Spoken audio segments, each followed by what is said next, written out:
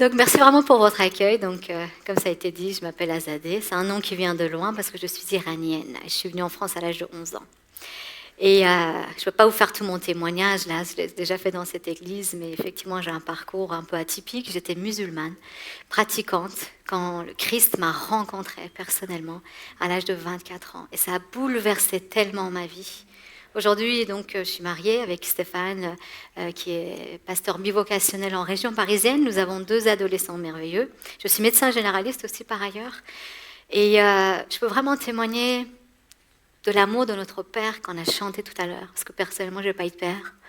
Et j'étais tellement dépressive, suicidaire, perturbée, que cet amour du Père a été un bouleversement total pour ma vie. Et ça me poursuit encore aujourd'hui, parce que j'ai toujours besoin d'un papa. J'ai toujours besoin d'un papa. Je suis quelqu'un de câlin, et j'ai besoin de lui, de me blottir dans ses bras régulièrement.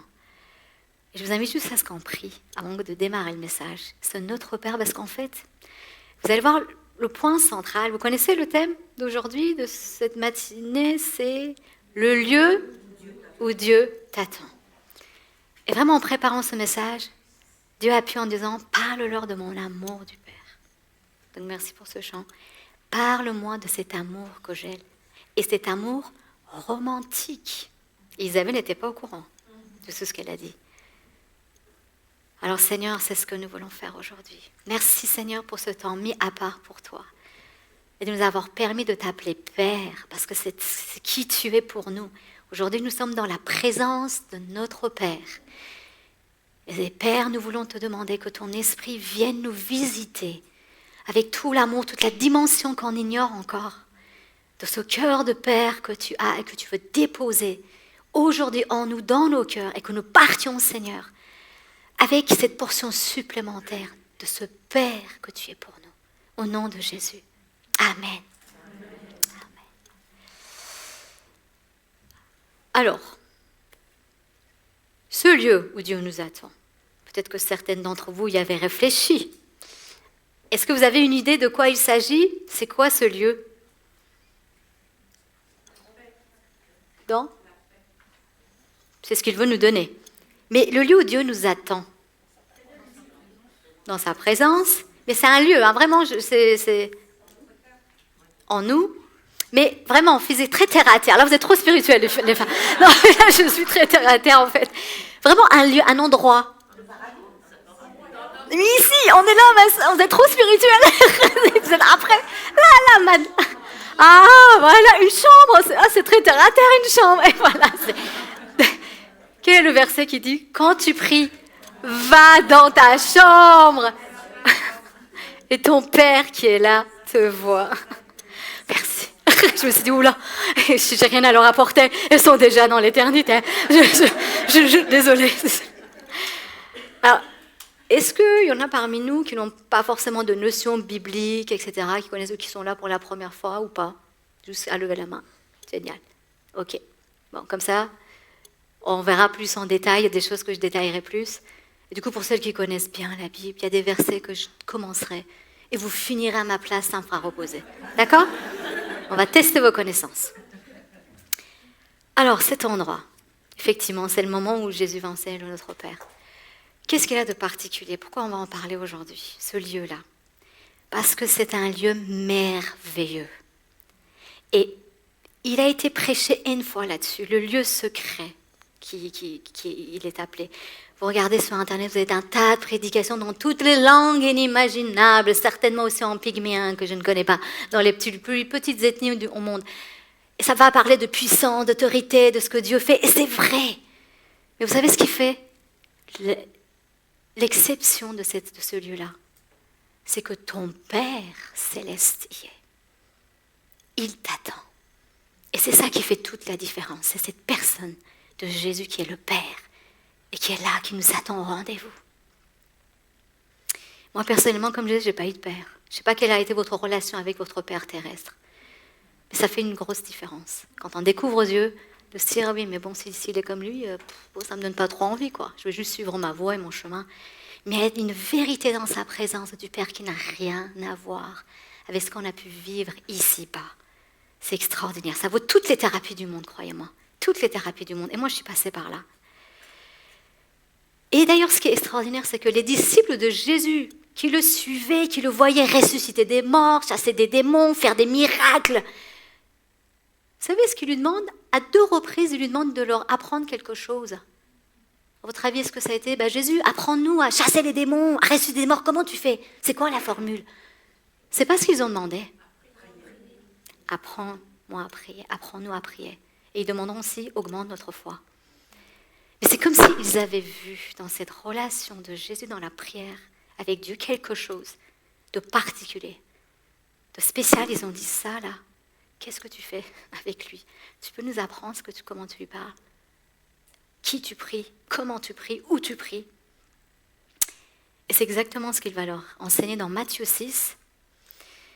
On va le lire ensemble dans la version, moi j'ai ma version seconde 1910, mais à partir du verset 5. Matthieu 6, Jésus va enseigner. Il va dire, lorsque vous priez, ne soyez pas comme les hypocrites qui aiment à prier debout dans les synagogues et au coin des rues. Et il parle des pharisiens. À l'époque, c'était des religieux très affermis, excessifs, et qui priaient dans les coins de rue, dans les marchés, dans les synagogues, mais à haute voix. Voilà, comme ça. Ils se faisaient respecter. Et Jésus dit, c'est pas ça. Ne faites pas ça. C'est de l'hypocrisie. Pour être vus des hommes, c'est ce qu'ils font. Je vous le dis, en vérité, ils reçoivent leur récompense. Ils veulent être flattés, admirés, ils auront leur récompense, ça s'arrêtera là. Mais, tu veux vraiment prier? Tu vas avoir une autre récompense. Voilà ce que Jésus va dire.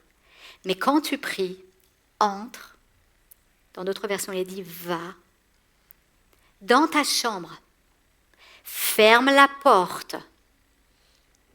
Dans d'autres versions, il dit verrouille, ferme la clé. Et prie ton Père qui est là, dans le lieu secret. Et ton Père qui voit dans le secret, toujours, te le rendra. Et en priant, ne multipliez pas des vaines paroles, blablabla, blablabla, et puis je récite mon truc et machin. Comme les païens, ceux qui ne connaissent pas Dieu, faites pas ça. Qui s'imaginent qu'à force de paroles, ils seront exaucés. Comme si Dieu n'était pas au courant de leurs problèmes. Ne leur ressemblez pas. Car votre Père sait de quoi vous avez besoin avant que vous le lui demandiez. Voici donc comment vous devez prier. Notre Père qui es aux cieux, etc., etc. Notre Père qui est aux cieux. Et donc c'est la prière de notre Père qu'il enseigne. Et c'est formidable de voir qu'il cite 4 fois, au moins dans ce petit passage que je viens de vous lire, le mot Père, Père, Père, Père. Et là, il va leur enseigner, il va leur dire quand prier. Il va leur montrer où prier et qui prier. Le Père. Et on va voir les caractéristiques de ces 3 domaines. Alors, quand tu pries,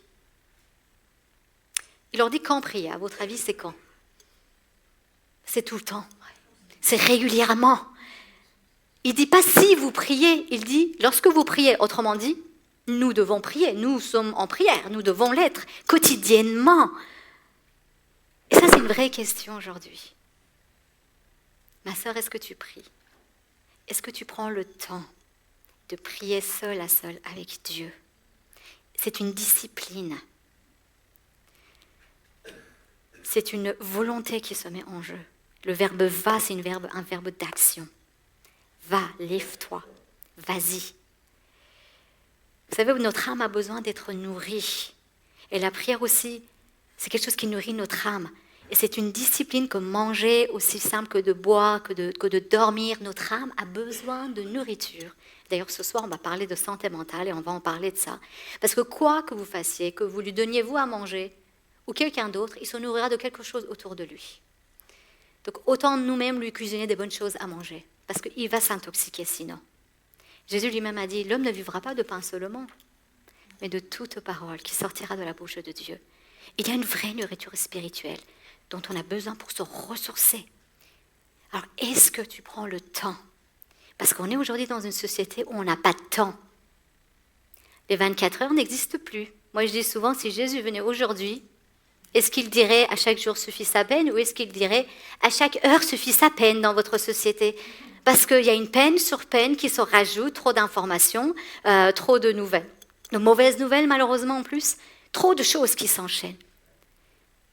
On est tellement occupés. Vous savez que le nombre de sommeils en France ne cesse de baisser et qu'en moyenne, en 50 ans, les Français ont perdu à peu près 1h30 de sommeil par jour.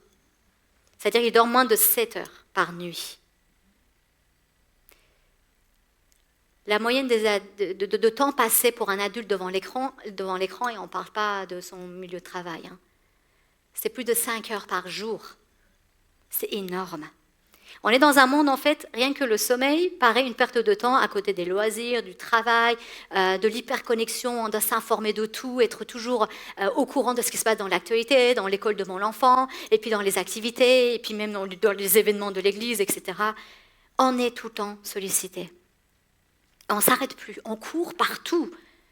En tant que femmes qui sont multitâches et qui ne pouvons pas nous arrêter non plus, n'est-ce pas? On comprend qu'on n'arrive pas à s'arrêter. Pour peu qu'en plus on soit maman solo.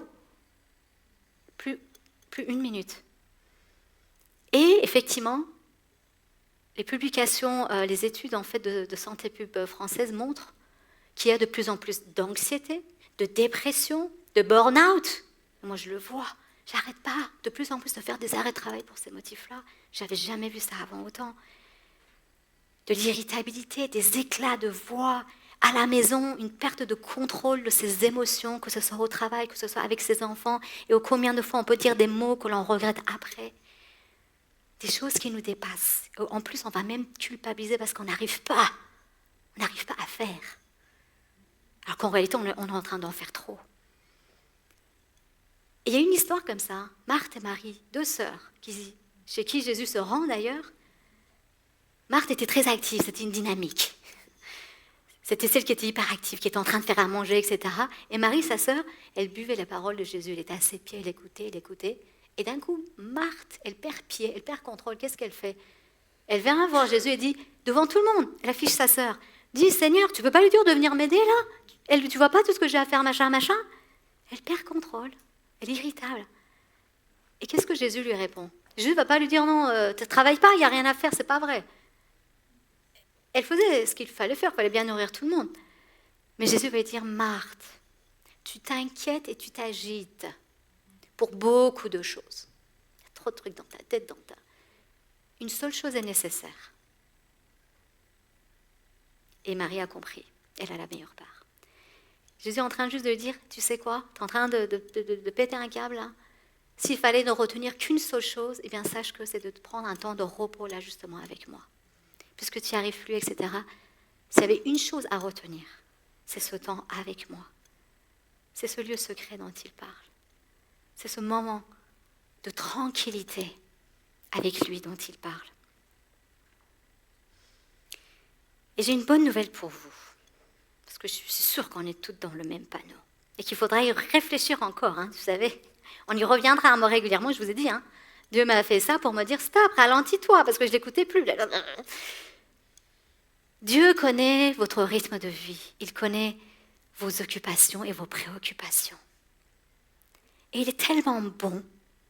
Vous savez à quoi il nous exhorte, et c'est écrit dans la parole de Dieu? Il nous dit, mettez un point d'honneur à vivre une vie tranquille. C'est vrai, c'est écrit dans 1 Thessaloniciens 4, au verset 11. Il est dit, c'est Paul qui dit à l'Église, nous vous exhortons, frères, sœurs, à mettre votre point d'honneur, c'est-à-dire à être ambitieux, votre ambition de vie, à vous efforcer sérieusement à atteindre ce but-là, ça va être ce que je vais vous dire là, c'est vivre tranquille. Et tranquille, ça veut dire dans la paix, paisiblement. Ne pas courir par ici, par là, mais rester chez soi et réfléchir. C'est exactement ça la signification, l'étymologique du mot. Donc là, mes sœurs, dites-le avec moi. Dites-le tout ensemble avec moi. Tranquille. Tranquille. Ouf. Qu'aujourd'hui, vous soyez tranquille. Et je pense que vous l'avez déjà compris, puisque vous êtes là, vous avez pris ce temps à part. Même si on doit travailler, puisque au verset d'après, il va dire « à vous occuper de vos propres affaires, à travailler de vos mains ». Donc oui, Dieu est évidemment pour le travail. Mais il faut trouver un équilibre. Parce que honnêtement, là, qui d'entre nous avons cette ambition de notre vie d'avoir une vie tranquille? Bon, quoi qu'après un certain âge, franchement, oui, on se planifie quand même une vie de retraite paisible. Mais l'ambition de notre vie, c'est atteindre tel but, faire ça, tel objectif, fais ça, bouger. Et la société nous pousse à ça. Alors, va dans ta chambre, dit Jésus. Retire-toi à tout ceci, à la société qui t'envahit, à toutes ces informations qui viennent à toi, à travers ce monde connecté. Où à n'importe quel moment de la journée, quelqu'un depuis l'autre bout de la terre peut te joindre, peut te perturber, peut te donner une information, peut te solliciter, Il dit, retire-toi, coupe, va, prends le temps. Vous savez, il y a un proverbe qui dit, quand le diable ne sait pas arrêter quelqu'un, dans sa foi avec Dieu, il va le pousser. C'est-à-dire que même quand on est serviteur de Dieu, quand on fait même des choses pour Dieu, parfois, on en fait tellement trop, et le diable dit, ouais, je vais te pousser, vas-y, fais-en, à un moment donné, tu vas craquer, tu vas faire un burn-out. Et je le vois même, effectivement, dans le milieu chrétien, chez les pasteurs. Et quand on regarde, Jésus lui-même ne tombait pas dans ce panneau. Jésus qui était suivi par des milliers de personnes dans une foule, tout le temps pressé, et donc le cœur était là pour guérir, pour bénir, pour exhorter, c'était son cœur, il pleurait. Eh bien, régulièrement, il se retire volontairement dans le noir, là où personne ne le voit, pour aller se cacher pour prier. Et vous savez quoi? À un moment donné, même, il y a ses disciples qui lui font un reproche. Dans Marc 1, au verset 35, vous lirez chez vous. Il y a toute la foule qui le cherche, et Jésus est en train de prier. Et quand il apparaît, d'un coup, ses disciples lui disent, mais tout le monde te cherche. Tout le monde te cherche. L'air de dire, mais t'étais où là? T'as pas répondu? T'as pas répondu à mon SMS, t'as pas répondu à mon message, mais t'as pas vu? Tu m'as mis un vu. Mes enfants, quand ils me disent ça, je dis, et alors? Et attends, vu, alors je sais pas si tout le monde sait, parce que franchement, moi je l'ai appris récemment. Ils voient qu'on a lu leur message, mais comme il n'y avait pas de réponse à donner, ça les vexe. Je dis, d'accord, qu'est-ce qu'il faut faire? Envoie-moi un smiley? D'accord. Ok. Mais il n'y a pas de problème avec ça, mes sœurs. À un moment donné, il faut comprendre, non, je ne suis pas joignable. J'ai mon rendez-vous de me ressourcer. C'est vital pour moi. Et ceux qui vous aiment restent. Et alors, l'endroit où prier? Jésus va leur dire où aller prier. Et effectivement, il va dire dans ta chambre, dans un lieu qui est secret. Alors, à l'époque, les maisons, dans le temps, n'avaient pas forcément beaucoup de pièces. Et tu peux très bien te dire, oui, mais moi, j'ai que 2 pièces, j'ai un enfant, etc. En fait, la question n'est pas forcément une pièce particulière, puisqu'à l'époque, là, le lieu secret dont il est question serait plutôt aussi un espace de garde à manger où les aliments étaient stockés, un peu l'équivalent de notre cave ou de notre cellier. C'est une espèce de grenier. Donc, il parle aussi de ce genre de lieu. L'important, que ce soit un lieu qui est retiré, qui est secret, où personne ne voit, personne ne nous dérange. D'ailleurs, il faut verrouiller. C'est un lieu de solitude. Un lieu où la porte est fermée, qui est calme, et que personne ne peut venir te perturber, te déconcentrer, te détourner, pour que tu sois à 100% avec toi et avec lui. Pour aussi arriver à l'entendre dans un murmure doux et léger, parce que c'est comme ça que Dieu parle le plus souvent, calmement, dans nos cœurs. Et c'est ça la prière. Vous savez, le vrai motif de la prière, c'est pas parler à Dieu, c'est d'entendre Dieu, c'est de l'écouter. D'où cette importance. Et vous savez, moi j'ai la chance d'avoir un coffre-fort de banque chez moi, parce qu'on a acheté un local de banque abandonné, où on a fait une église au rez-de-chaussée, et l'église est maintenant ailleurs, parce qu'elle a grandi, etc. Mais un coffre-fort vraiment avec la porte blindée dans le film de James Bond, quoi. Et quand vous êtes là, que vous fermez la porte, vous ne captez rien, le téléphone, il est... Et d'ailleurs, vous pouvez prier, hurler, personne ne vous entend. Hein. Il y a tout un système de sécurité au cas où à l'époque quelqu'un était pris au piège et que la porte ne s'ouvrait pas pour qu'on puisse l'alimenter. Donc il y a un trou, c'est génial, un truc de dingue. Et bien du coup, j'ai ce privilège d'y aller, de m'enfermer. Et j'ai mon portable avec moi parce que ça me donne l'heure, etc. Et vous savez, un jour, ça ne capte vraiment pas. Je priais, j'avais une douleur particulière sur mon cœur. Un sujet très précis, j'ai besoin de direction. Je prie, je répands mon âme devant Dieu. Et pour la seule fois, je reçois un SMS dans cette cave. Il y a un message qui passe. Je prends mon portable, je me dis, oh, c'est quoi, comment ça se fait? Et là, je me dis, oh, mon Dieu, tu me réponds? Eh bien oui. Une de mes amies, avec qui je n'étais pas en contact récent, qui ne connaissait pas mon problème, m'envoie un verset d'édification qui clairement répondait à ma problématique. J'ai eu la direction immédiate. C'était vraiment l'humour de Dieu. Dieu fait de l'humour. Votre Père, c'est un papa. Il fait de l'humour. C'est pas toujours comme ça, c'est pas aussi facile tous les jours. Sinon, ce serait plus de la foi, ce serait. Mais c'était génial. C'est vraiment une expérience que j'ai faite. Et donc, voilà pourquoi il faut s'isoler. Cet isolement, on en a besoin, parce que la solitude est un endroit qui est bon. Ce lieu secret est un endroit de solitude qui est bon pour nous. Vous savez que notre tête va beaucoup mieux réfléchir, raisonner, mettre de l'ordre dans ses pensées quand il est seul réellement. Et le monde d'aujourd'hui ne nous laisse pas seuls. Croyez-moi, on ne réfléchit pas par nous-mêmes. C'est ce qu'on pense, mais vous savez qu'on est complètement conditionné par tout ce que l'on voit, toutes les informations qu'on reçoit. D'ailleurs, il y a des gens qui ont trouvé un filon pour développer ce qu'on appelle l'autophobie, c'est-à-dire la peur d'être seul. Ils ont trouvé des moyens pour nous empêcher de réfléchir par nous-mêmes et de créer des logiciels, des choses qui vont développer en nous des comportements addictifs pour tout le temps essayer d'occuper notre tête. Et au fur et à mesure, en fait, ils nous injectent des idées, des principes. Et alors que nous croyons réfléchir par nous-mêmes, nous ne sommes pas complètement conditionnés par ce qui se dit, par ce qui se fait, par ce qu'on a vu, par ce qu'on a entendu. On a même des montres connectées parfois. Certains d'entre nous, nos jeunes surtout, vont même se coucher avec leur portable dans le lit, avec la montre connectée qui peut les réveiller, etc. Tiens, j'ai reçu un message, une notification, qu'est-ce qui s'est passé? Et vous savez, récemment, ma fille, elle va avoir bientôt 18 ans, elle avait Instagram, elle l'a désinstallé. Je me suis dit, oh, il y a eu un problème, qu'est-ce qui s'est passé? Elle fait, non, ça me prenait tellement de temps, maman, je me suis rendu compte que ça me prenait trop de temps, j'ai arrêté. Mais je ne l'ai pas cru. Je dis, non, il a dû se passer un grave problème. Qu'est-ce qui s'est passé? Quelqu'un t'a harcelé, machin. Je dis, non, mais maman, tu sais. Et merci Seigneur. Et c'est là où on voit l'importance, parce que ce n'est pas moi qui lui ai enseigné ça, je n'ai pas Instagram.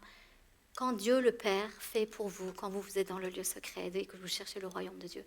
Elle me dit, maman, quand j'ai réalisé, il y a tellement... Et ma fille aime rire, elle est très drôle. Elle dit, il y a tellement de vidéos drôles sur Instagram que quand j'ai réalisé que je rigolais beaucoup plus devant mon écran qu'avec mes vrais amis de chair, je me suis dit, là, c'est pas normal. Là, c'est pas normal. Je dis, ouais, ma fille, t'as raison. Elle a compris ça d'elle-même. Et parfois, nous allons même fuir cette solitude-là. Vous savez qu'il y a des gens qui ont cette phobie d'emblée, d'être seuls, et qui, dès le matin, vont mettre de la radio, la télé, etc., voire même des chrétiens qui vont mettre une musique de louange à fond, qui vont être occupés à leur tâche, et à la fin de la journée, ils vont dire, oh, j'ai lu le Seigneur toute la journée. Non, c'est pas vrai, on a occupé notre tête. C'est bien quand même de mettre une atmosphère spirituelle chez soi, mais louer le Seigneur, c'est encore une toute autre affaire. C'est d'y donner son cœur, c'est d'être intentionnel. Et il y en a qui vont fuir parce qu'ils ont peur d'être face à leurs propres émotions, à leurs propres pensées, à leurs propres motivations. Et quand Jésus dit « va dans ta chambre », c'est une image qui est très parlante. À votre avis, qu'est-ce qui se passe dans une chambre? C'est le lieu de quoi, une chambre? De repos, de sommeil, exact. On va voir ça ensemble. De solitude, effectivement. D'intimité, à cause de cette solitude, exactement. Voilà, ouais. Vous en avez 2 sur 3. Un troisième. Ça va avec solitude et tout ça? Ça, c'est le repos. Ça, c'est l'isolement. Quand on a un conjoint, quand on a un mari, quand on est en couple, c'est un lieu de relation la plus intime qui puisse exister, effectivement. Et on va voir juste ces 3 aspects ensemble, parce que dans la prière, et justement c'est spirituel, ces 3 aspects-là sont spirituels. C'est pas anodin qu'il parle du lieu secret, de la chambre. Donc d'abord, c'est le lieu de mon intimité à moi. C'est mon lieu d'authenticité, c'est qui je suis vraiment, où je peux même me déshabiller, je me mets à nu. D'où l'importance de verrouiller la porte quand même, hein? On verrouille bien, ok? Donc, c'est un lieu, effectivement, on est d'accord, notre chambre, c'est le lieu, mon havre de paix, où j'ai pas forcément besoin de ranger, j'arrive, je jette mon vêtement, on tire les tiroirs de la table de chevet, le Doliprane qui date d'il y a 5 ans, c'est pas, la pièce que je vais ranger en premier tout de suite quand j'ai des invités. Ou celle que j'ai décorée avec plein d'artifices, non. C'est la pièce fonctionnelle, où je suis en pyjama, sans masque, sans chichi, on ne me voit pas, on ne me juge pas, je suis moi-même. Et dans ce lieu-là, qui est que pour moi, qui n'est pas là pour recevoir du monde, mais c'est que pour moi, qu'est-ce qui va se passer? Je me laisse aller. Il y a un laisser-aller, un relâchement qui est bon pour être disposé, pour entendre et pour parler aussi à Dieu. Vous avez remarqué que quand on prie seul, on ne prie pas de la même manière que quand on est en public ou avec quelqu'un d'autre. On répand son âme différemment. On ose dire même des choses à Dieu qu'on n'aurait pas osé dire autrement. Et le nombre de fois où dans ce moment-là, Dieu m'a fait une telle thérapie, a sorti de ma bouche des choses, où d'un coup je me mets à pleurer, où ça sort, je ne me rendais même pas compte, je dis « Oh purée, c'est pour ça que je suis autant détestable et que je déteste tout le monde, c'est parce qu'en fait, nanana. » Ça coûte beaucoup moins cher que tous les psychiatres du secteur 2 qui vous prennent une blinde. Il fait une vraie thérapie. Il y a des choses qui sortent. C'est de l'abondance du cœur que la bouche parle, dit Jésus. Il y a des choses qui sortent, ça nous surprend. On se laisse aller. Et malheureusement aussi, dans ce lieu de solitude, où personne ne nous voit, nous entend, que malheureusement, on peut se laisser aller à faire des choses, à dire des choses qu'on ne ferait pas en public. Et qu'on ne ferait même pas si on réalisait que Dieu était vraiment là. Des choses qui déplaisent même à Dieu. Je pense qu'aujourd'hui, en toute honnêteté, si on devait un peu réviser, revoir la manière dont on se comporte parfois quand on est seul, des choses qu'on peut dire, des choses qu'on peut lire, écouter, regarder, etc. On n'oserait pas là, maintenant, devant l'estrade, venir et le dire publiquement. Il y a des choses, mes sœurs, parce que c'est humain, parce qu'on est comme ça. On va dépasser certaines limites. Et je suis convaincue que David n'aurait pas fait avec Bathsheba. Il a couché avec une femme dont il a fait tuer le mari plus tard. Il a menti à tout le monde, alors qu'il était l'homme selon le cœur de Dieu, le roi du peuple, etc. Il ne l'aurait pas fait, je pense, quand il a regardé par sa fenêtre cette femme nue en train de prendre son bain dans l'eau. S'il y avait eu un collègue à côté de lui, s'il y avait qui que ce soit qu'il réalisait.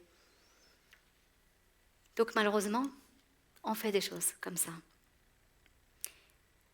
Et justement, l'étymologie du mot secret vient du latin secretum, qui veut dire évidemment lieu secret, solitude, mais qui vient précisément d'un autre mot qui est secretus, et qui veut dire mettre à part, tamiser, séparer. Dans ce lieu de solitude, où personne ne nous voit, mais que Dieu nous voit, qu'est-ce qui va se passer? Nous-mêmes, dans nos comportements, si on est un peu honnête, quand on se regarde comme dans un miroir, on réalise ce qu'on a fait, ce qu'on a dit, ce qu'on est capable de faire. Et Dieu a cette porte d'entrée pour venir tamiser aussi, pour venir nettoyer, pour venir enlever et séparer ce qui n'est pas bon. Autrement dit, ça devient un lieu qui devient l'atelier de Dieu pour nous transformer et pour nous former. Un lieu qui nous permet de crier comme David a dit, « Ô Dieu, sonde mon cœur, éprouve-moi, connais mes pensées, regarde où je suis. Donne-moi un esprit bien disposé. » Et là, la transformation commence. Là, Dieu commence à faire des choses parce qu'on lui laisse l'accès. Et une chose très particulière sur laquelle je voudrais insister, c'est le pardon. Dans la prière de notre Père, il dit « Pardonne-nous nos offenses comme nous pardonnons à ceux qui nous ont offensés. Et tout à l'heure, cet après-midi, on a un moment de témoignage avec Cathy, et on en parlera. Je vous donnerai vraiment on donnera des témoignages concrets. Le pardon est une clé cruciale à ce que les écluses des cieux s'ouvrent.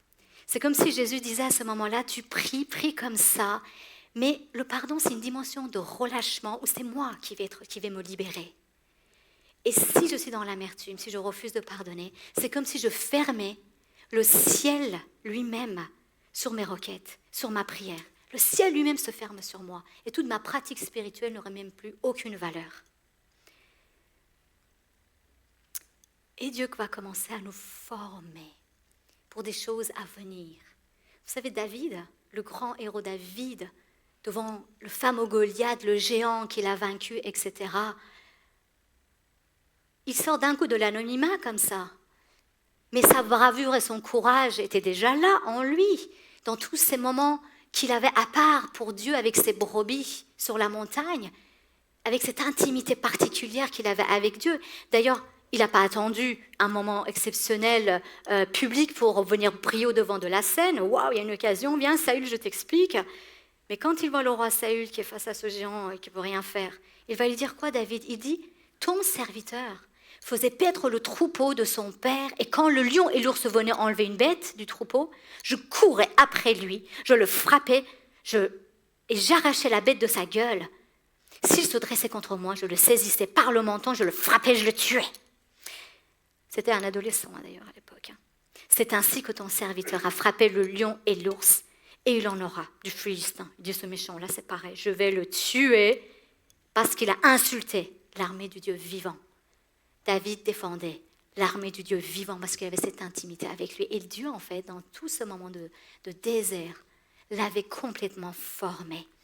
Il avait fait devenir un berger jusqu'à le roi d'Israël en l'ayant formé derrière un troupeau de brebis capable d'aller devant toute une armée.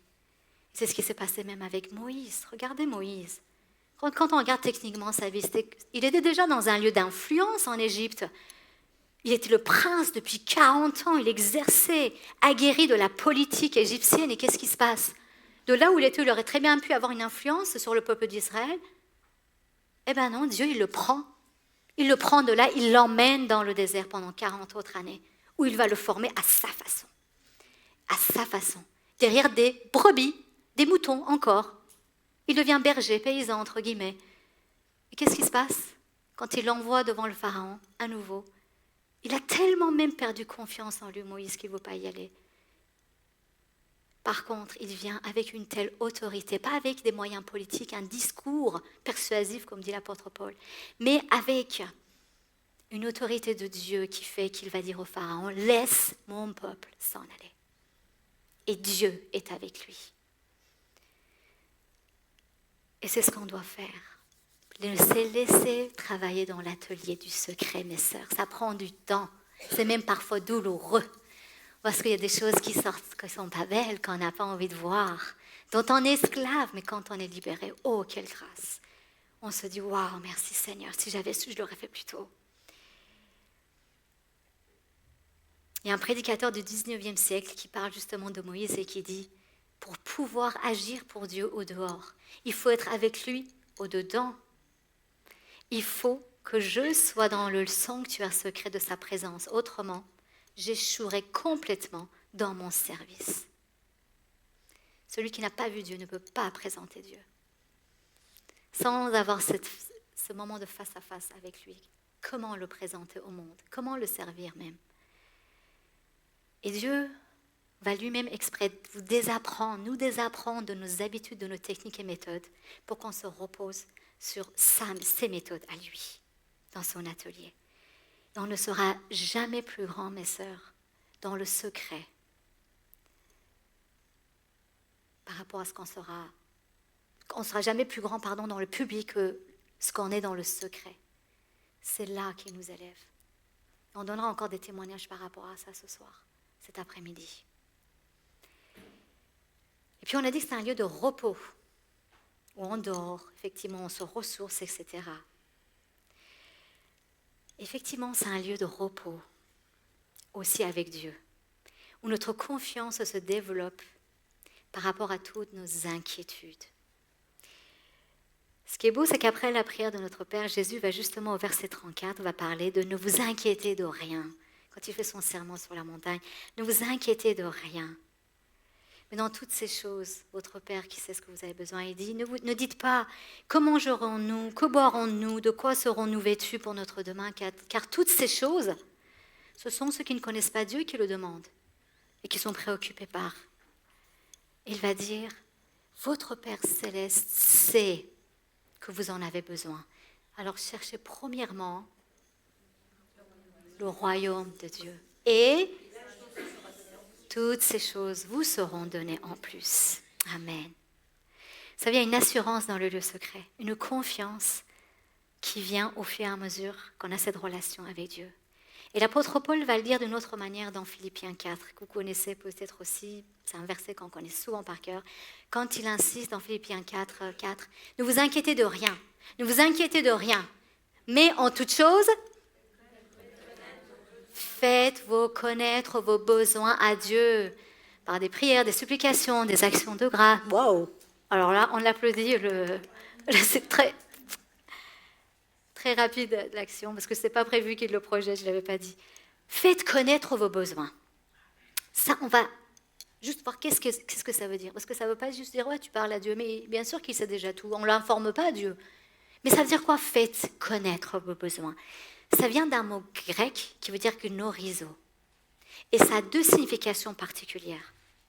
Une des premières connotations, ce faites connaître vos besoins, gnorizo, c'est la plus profonde présentation d'une situation.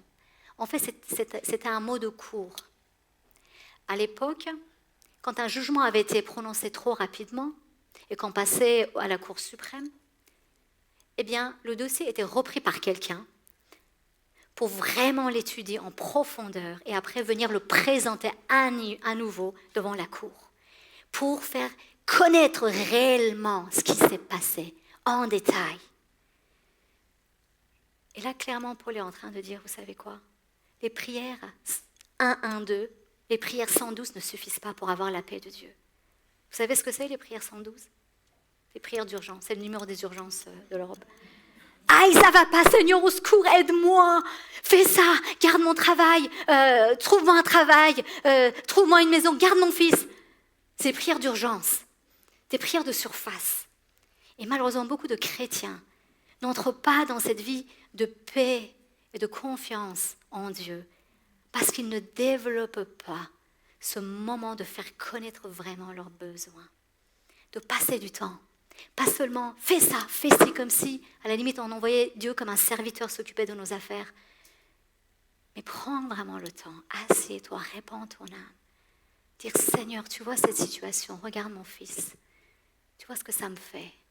Regarde le chemin qu'il prend, regarde ses fréquentations, regarde comme il est en train de gâcher, etc. Seigneur, fais grâce. Seigneur, tu connais mon cœur, tu es un père, toi aussi tu sais, etc. Et quand tu entres en profondeur avec Dieu, il va t'apprendre des choses sur toi-même que tu ne connaissais même pas, parce que les profondeurs appellent les profondeurs. Tu entres en communion avec lui quand tu prends le temps. Deuxième signification de ce mot gnorizo, et j'ai gardé le meilleur pour la fin, c'est dans se faire connaître. C'est la plus profonde forme de communication entre deux personnes. C'est dans la relation intime sexuelle que ça se passe entre un homme et une femme. Vous avez déjà entendu dans l'Ancien Testament, souvent il est dit par exemple, et Abraham connut sa femme. Ça veut dire qu'il a eu une relation sexuelle du coup à ce moment-là avec elle. Et ils ne font qu'un, ils sont vraiment mari et femme. Ça a la même signification, ce gnorizo.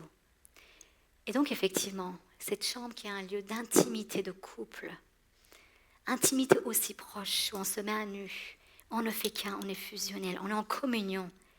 C'est comme si Dieu lui-même attendait une relation d'amour avec nous.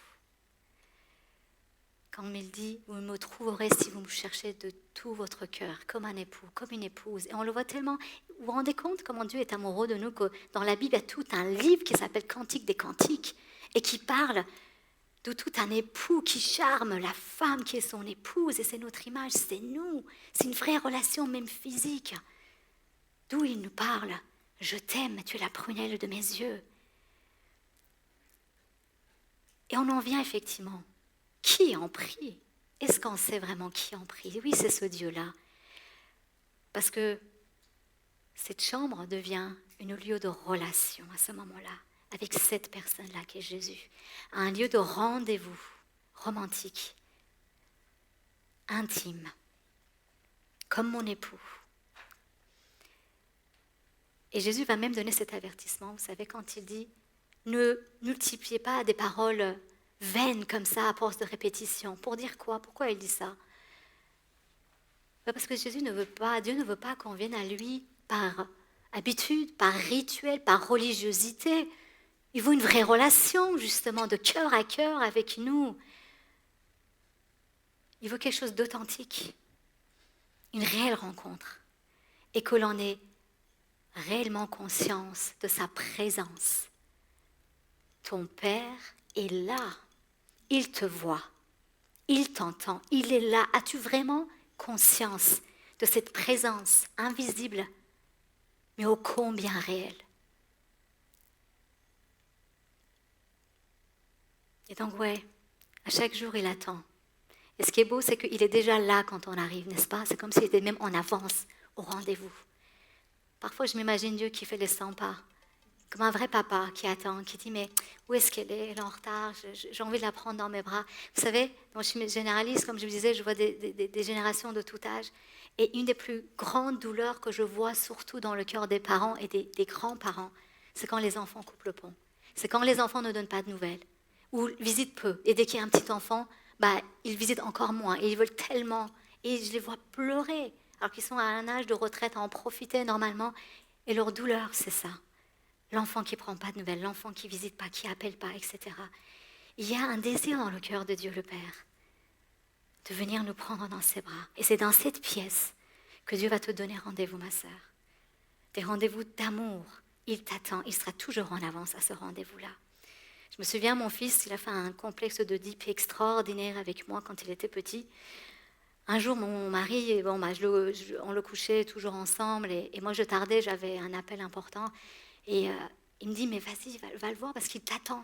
Et moi, je suis allée en me disant, il dort sûrement déjà. J'ouvre la porte, il m'attendait, il veillait encore dans son lit. Et il se lève, il fait, oh, ma Rose, tu es là. Parce que je l'ai appelé mon petit prince. Vous savez, le petit prince a une rose. Je vois, oh, mais pourquoi t'es pas encore couché? Il était là, il fait, oh, mais maman, je pense à toi tout le temps. Le matin, je me lève, je pense à toi. Le soir, je me couche, je pense à toi. Il m'a fait une déclaration d'amour et ah ouais, il me fait un complexe de type de tonnerre, c'est génial. Bon, voilà, il va bien. Il est dans son âge, etc. Et Dieu est amoureux de vous. Mes sœurs, votre Père est amoureux de vous. Il dira même dans la parole de Dieu qu'il éprouve un amour jaloux. Il nous vaut pour lui comme un époux, une épouse. Moi, j'ai une alliance, bien sûr. Je suis liée à mon mari. Je ne veux pas le rendre jaloux, je ne veux pas regarder ailleurs, je ne veux pas le défier ailleurs. Je vais lui être fidèle à tout niveau. Et il y aura une conséquence de cette relation-là. Ton Père te le rendra, dit ce passage-là. Il y a une puissance, vous savez, dans cette relation que l'on développe avec Dieu. Des miracles qui s'en découlent. Il dira, cherchez d'abord le royaume de Dieu. Toutes les choses vous seront données par-dessus. Il y a des choses extraordinaires qui arrivent, oui. Il y a des miraculeux qui arrivent, oui, et on en témoignera encore tout à l'heure. Je suis sûre que vous en avez plein aussi à donner. Parfois, nos prières sont tellement plus puissantes, ont tellement plus d'impact que ce qu'on peut faire nous-mêmes. Mais ce qui est plus extraordinaire, vous savez, au-delà de tout ce qu'on peut acquérir comme puissance, comme paix, comme joie, comme santé, comme maison, il y a une chose qui est plus encore extraordinaire. Et Jésus le savait, c'est la relation avec Dieu le Père. Cette relation lui tenait tellement à cœur. Vous savez, Jésus ne cherchait pas la face de Dieu pour un ministère de puissance et d'autorité. Il cherchait cette relation avec lui parce que c'était son Père, justement, et qu'il aimait le Père. Il le dit lui-même, ma nourriture, c'est de faire la volonté de celui qui m'a envoyé d'accomplir ses œuvres. Il va dire, c'est mon énergie, c'est ma force, c'est ma nourriture. Mais c'est de faire sa volonté. Et on voit, effectivement, l'autorité et la puissance se suivaient tout simplement. Vous vous souvenez, à un moment donné, il y a un père qui lui amène son enfant qui est possédé, hanté par un démon, et il va dire, « tes disciples n'ont pas réussi à le délivrer. Tu peux faire quelque chose ?» Et Jésus, il le regarde et fait, « Ah oui, ce genre de démon ne sort que par le jeûne et la prière. » Il leur donne, l'enfant est délivré. Est-ce qu'il a eu le temps de jeûner? Est-ce qu'il a fait des grandes prières? Non. C'était déjà en lui. C'était régulier en lui. Et l'autorité de la puissance était déjà là. Et ça en a découlé, tout simplement, de ce qu'il avait comme relation avec Dieu le Père. Et parfois, nous devrions se poser la question, mais qu'est-ce que je cherche dans ces moments-là? Qui je cherche? D'avoir un échange, un dialogue avec mon Père que j'aime, qui me partage aussi son cœur? Ou est-ce que je cherche l'auteur de toutes ces choses, de puissance et de miracles, etc. Ou est-ce que je suis en train de chercher finalement, effectivement, tout ce qu'il peut me donner, son miraculeux, etc. Parce qu'au-delà de toute cette puissance-là, vous savez, Dieu aussi, il a des choses à vous dire, comme un ami parle à un ami. Et il le dit dans la parole de Dieu. Il est aussi un ami, et dans une relation d'amitié, on est deux. Je te parle, tu me parles. Seigneur, dis-moi ce qu'il y a sur ton cœur. Et Dieu va vous donner des révélations extraordinaires de qui il est. Vous savez, des passages dans la Bible qu'on ne comprend pas. Par exemple, quand il va guérir la fille de Jairus, ressusciter la fille de Jairus, cette petite est morte. Il y a déjà un enterrement qui est organisé, tout le monde est en train de pleurer. Et Jésus s'isole avec la famille, il ressuscite la petite. Et qu'est-ce qu'il dit? Il n'en parle à personne. C'est frustrant quand même, non? Je veux dire, ce serait moi, j'aurais organisé une grande réunion de prière, etc. Jésus ressuscite un mort, et waouh, je vais le dire à tous mes voisins, je vais le publier partout. Et Jésus va dire, garde-le, c'est que pour vous. C'est par amour pour vous, c'est pour votre famille. Dans Apocalypse, Jean, l'apôtre Jean, il est isolé dans un lieu très secret sur l'île de Patmos. Il est exilé. Il n'est pas gronchon en disant « Oh, mais qu'est-ce qu'il m'a fait là? Mais franchement, après tout ce que je lui ai rendu comme service, regarde où j'en suis aujourd'hui. » Non. De là sort le dernier livre de la Bible, l'Apocalypse, toutes ces révélations que Dieu va lui donner en tête-à-tête et qu'il avait décidé de lui donner là. Et à un moment donné, dans le chapitre 10, il dit, Jean dit, et quand les 7 tonnerres, il est en train de décrire des choses surnaturelles extraordinaires, quand les 7 tonnerres eurent fait entendre leur voix, j'allais écrire. Et j'ai entendu du ciel une voix qui disait, non, tu ne vas pas l'écrire. Scelle ce qu'ont dit les 7 tonnerres, c'est-à-dire ferme ce qui est dans le bouquin que tu as, mais qui sera du ciel, tu ne diras pas publiquement. Et ne l'écris pas dans le livre de l'Apocalypse qui sera laissé. Et là, c'est pareil. On voudrait savoir quand même, non? Et même Jean, Seigneur, c'est génial. Tu vas avoir du succès, du public, plein de likes sur Instagram, des followers. Non. Il dit, Jean, c'est que pour toi. Tu as vu, tu as entendu. Je te fais une révélation secrète. Parce que ma sœur, oui, Dieu a quelque chose à vous partager de son cœur. Parce qu'il vous trouve digne de confiance. Plus vous commencez à nourrir cette relation d'amitié avec lui, il va vous apporter des choses, des révélations, des choses cachées, où il va dire, ma fille Cathy, c'est que pour toi. Je te le donne à toi. Tu vas le partager à personne. Mais parce que je t'aime, tu le gardes que pour toi. Asa, c'est que pour toi. Vous savez, moi, comme je suis Jacob, j'ai une grave entorse de la cheville. Et à ce moment-là, ça a été tellement douloureux, je me suis retrouvée dans un moment de désert. Dieu vous aime tellement que parfois, il dira dans le livre de Osée, il vous emmène lui-même dans le lieu retiré si vous n'y allez pas. Il dit, dans le livre d'Osée, il dit, je veux attirer mon peuple et le conduire au désert pour parler à son cœur. Mais c'est par amour qu'il le fait. Moi, j'ai une grave entorse, où un ligament était tellement fichu, foutu, que sur les radios, IRM, scanners, tout ce que vous voulez, on voyait que c'était complètement rétracté de part et d'autre de ce qui restait comme bout. Là, paf, ça avait coupé, ça s'était barré sur le côté. Il y a des radiologues qui me disaient, oh mais ça doit être vieux, c'est tellement séché sur les côtés que c'est vieux votre truc. J'ai dit, non, vraiment, c'est là que ça vient d'arriver, regardez l'état de ma cheville. Hein. C'était horrible. Et ça m'a valu des mois et des mois et des mois de rééducation dans la douleur. Et vous savez, à ce moment-là, je n'étais pas bien spirituellement. C'est venu après le Covid. Et c'est venu après un deuil difficile à faire d'une sœur en Christ qui était plus jeune que moi, qui avait 2 enfants en bas âge et qui est décédée d'un cancer métastasé. On a prié pour sa guérison. Et elle ne voulait vraiment pas partir. Elle avait une foi.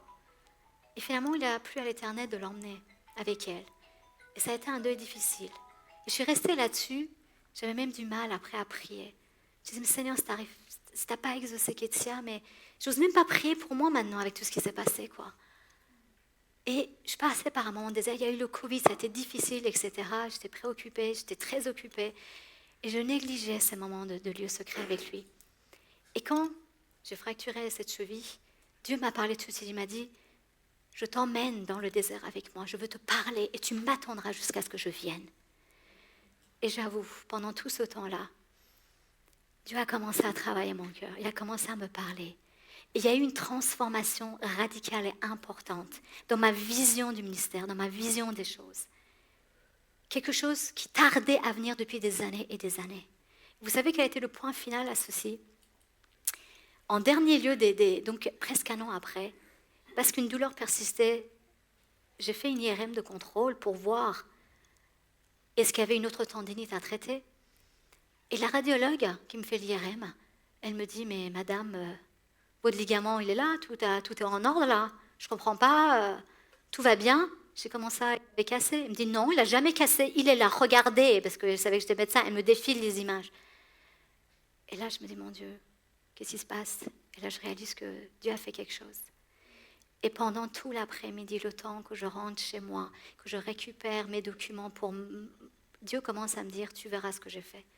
Tu vas voir ce que j'ai fait pour toi. Et moi, je commençais à être tourmentée en me disant, Seigneur, parce que les amis ont prié pour ma cheville, moi, je n'ai pas prié pour ma cheville. Je disais, c'est le moindre mal par rapport à d'autres cas plus graves que moi. Et Dieu qui me dit, tu vas voir que je suis Dieu, le Tout-Puissant, que je t'aime. Et je disais, Seigneur, j'étais là, tourmentée. Et je commençais à m'énerver, même à m'agacer en me disant, Seigneur, qu'est-ce que tu as fait dans mon corps ? Qu'est-ce que tu as fait dans mon corps ?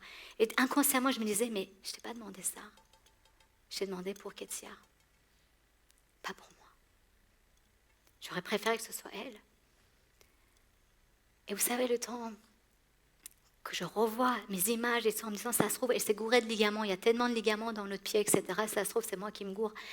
Et là, d'un coup, une fois que j'ai le document sous les yeux, que je regarde, il y a un amour du Père qui descend sur moi, qui me saisit. Parce que je vois que l'IRM était bon.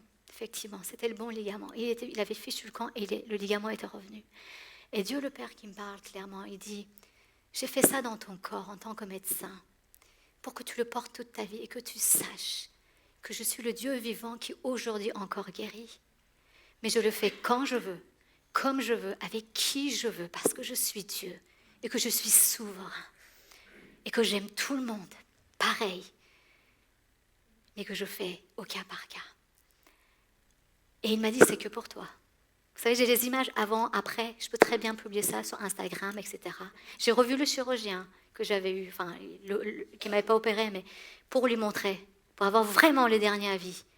Et quand il me regarde, il regarde les images, il me fait, oui, maintenant je ne sais pas quoi vous dire, oui, écoutez, oui, madame, faut y croire.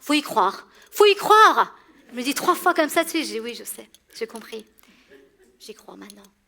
Et ça m'a repermis de redévelopper ma vie de prière avec lui et de comprendre comme il est souverain, comme il est grand, comme il est bon. Amen.